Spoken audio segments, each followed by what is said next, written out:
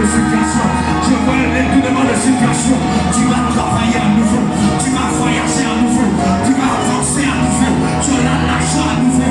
Monsieur Pinto, je bénis ta vie.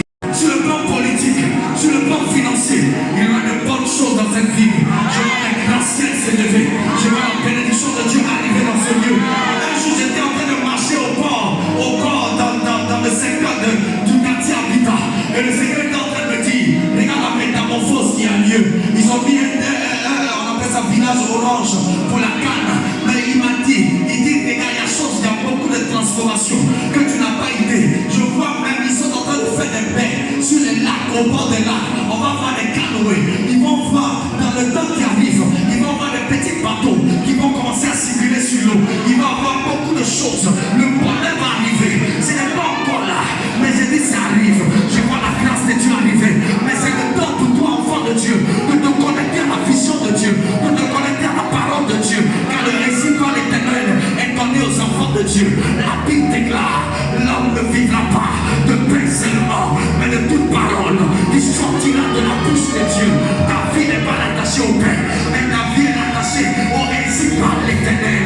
Je te dis au nom de Jésus, j'ai une mission accomplie dans cette ville de Yatsoko. Je te dis la vérité, aussi longtemps je suis là, il n'y aura pas de trouble. Tous ceux qui sont élevés, ils seront élevés en pleine autorité dans cette ville, passeront par ma foi. J'ai dit ça, j'ai dit ça passera par ma foi. Ce n'est pas une parole prétentieuse, ce n'est pas une parole qu'on lance en l'air, mais je suis une voix prophétique. Sinon à ma foi, sinon à ma parole, tu seras grand dans cette ville. Celui qui a dit en main de reçoit la parole.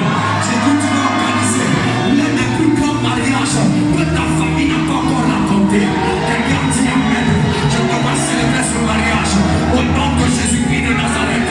La folie est détruite. Je chasse la folie de ta famille. Je chasse la misère de ta famille. Je chasse la misère de ta famille. Sois béni au nom de Jésus. Sois béni au nom de Jésus. Ce que tu fais, tu vas commencer à multiplier. Tu vas commencer à multiplier tes récoltes. Mon Dieu va te bénir. Mon Dieu va t'arroser. Mon Dieu va te lever. Je bénis mes fils. Je bénis mes fils, pasteurs, prophètes, serviteurs. Soyez élevés au nom de Jésus-Christ. Le Seigneur, le mal et le bien sont en Dieu. Mais Dieu dit, choisis le bien pour que tu vives, toi et ta famille, toi et tes enfants. Il a dit à Israël, je place devant toi la vie et la mort. Mais toi, choisis la vie.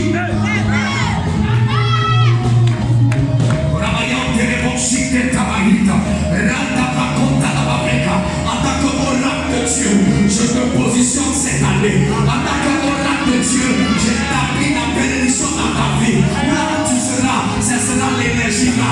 Au nom de Jésus-Christ. Laissez-moi vous révéler quelque chose, doucement. La Bible déclare que là où les cadavres sont, c'est là que se réuniront les aigles. Je vais t'expliquer, je vais te parler, mais tu comprends. Mais tu comprends. Là où il y a une dégradation, là où il y a une dégradation, les aigles s'invitent. Là où on a besoin de restauration, les aigles s'invitent.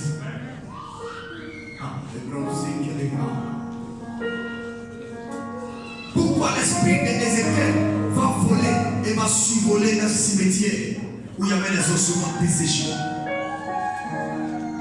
L'esprit de l'aigle qui était dans la vie du prophète Ézéchiel s'est lui-même invité là où il y avait les cadavres. Là où vous trouverez les cadavres, là se réuniront les aigles. Cette vie a connu beaucoup de belles choses. Je bénis Dieu pour tous nos prédécesseurs, pour tous ceux qui abattent un travail de qualité dans cette vie. Mais le prophète n'est pas un évangéliste. Le prophète n'est pas un pasteur. Le réveil qui doit arriver dans cette vie, il va partir de cette vie et va influencer la nation. Je vous dis la vérité. Je vous dis la vérité. Je vous dis la vérité. Il y a des administrations qui vont déménager d'ici peu de temps. L'école de juge, je n'ai rien encore. il y a beaucoup de choses qui vont venir. Dieu doit te positionner. Dieu doit te positionner. Qui a dit Amen? Il y a plusieurs vies qui vont sortir de la terre en Côte d'Ivoire, pas seulement Yamso. Il y a un travail qui se fait. Des gens qui sont dans l'instance supérieure, dans la plus haute hiérarchie de l'église, ont commencé à être distraits dans notre pays. On est rattaché à l'enseignement, on n'est pas rattaché à la parole qui vient et qui parle à Ézéchiel. On est rattaché à nos rites, on est rattaché à nos rituels, on est rattaché à nos cérémonies, on est rattaché à nos chronos. C'est devenu comme la monotonie en Côte d'Ivoire. On est distrait. Pendant ce temps, la vraie spiritualité se trouve entre les mains des fils de la rébellion, des fils de la perdition.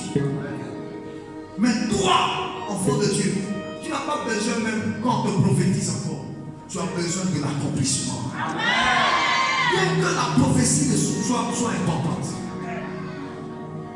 Regarde, Dieu ne passera pas à un autre niveau si tu n'as pas travaillé la première parole qu'il t'a donnée. Tu n'as pas fini d'avoir, je veux dire, tout ce qui est contour autour de la première parole que tu as entendue et tu cherches encore d'autres paroles.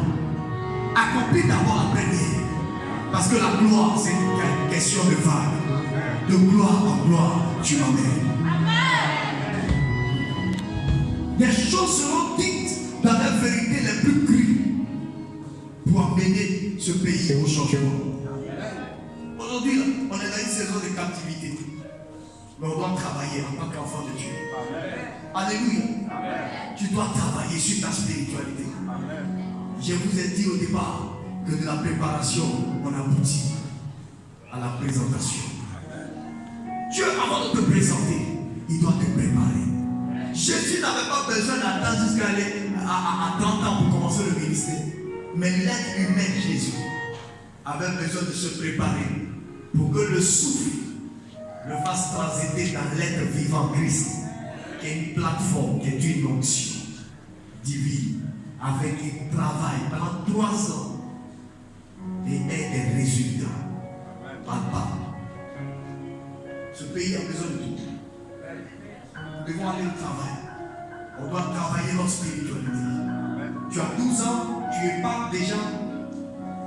Mais sache que tu es fébrile encore dans l'âge spirituel que Dieu a. C'est-à-dire, c'est que Dieu attend de toi. Je veux parler d'une génération. J'étais en tête, j'étais assis quelque part. Et le Seigneur me dit, je ne fais pas de toi un général d'une génération, mais je fais de toi un général d'une nation. J'ai dit, ça veut dire quoi? Il dit, le général d'une génération, c'est juste une génération, c'est un groupe de personnes.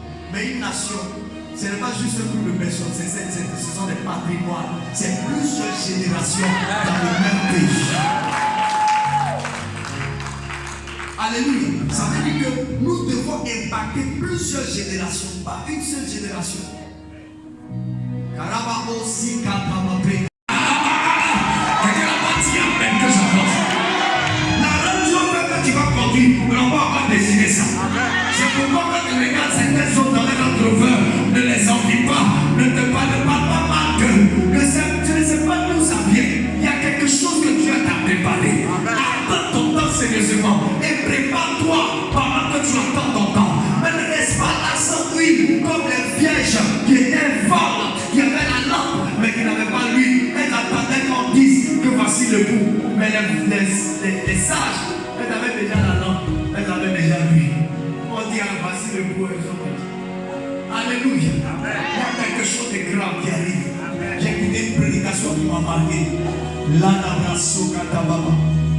Il dit nous sommes dans une saison où le vin est en train de manquer à la fête.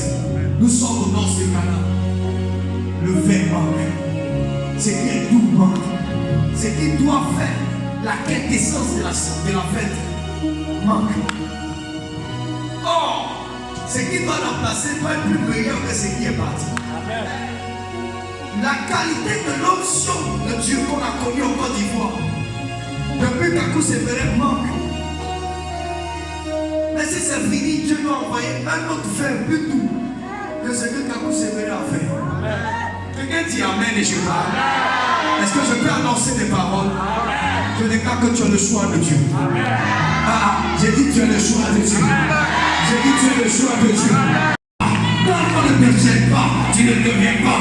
Tant que tu n'es pas important, tu ne peux pas devenir important. Tant que tu n'es pas humilié, tu ne peux pas rencontrer la gloire. Tant que tu n'es pas rejeté, tu ne peux pas être appelé. Je te bénis au nom de Jésus. Je bénis ta soirée. Je bénis ta destinée. Ton histoire sera réécrite avec la gloire de Dieu. Tes larmes ne vont plus verser à terre. Mais mon Dieu va te restaurer. J'ai dit mon Dieu va te restaurer. J'ai dit mon Dieu va te restaurer. J'ai dit mon Dieu va te restaurer. Va la toucher. Touche-la. Tu vois l'ange de Dieu. Touche-la. Je vois dans la sorcellerie, il y a quelqu'un qui a uriné sur tes affaires.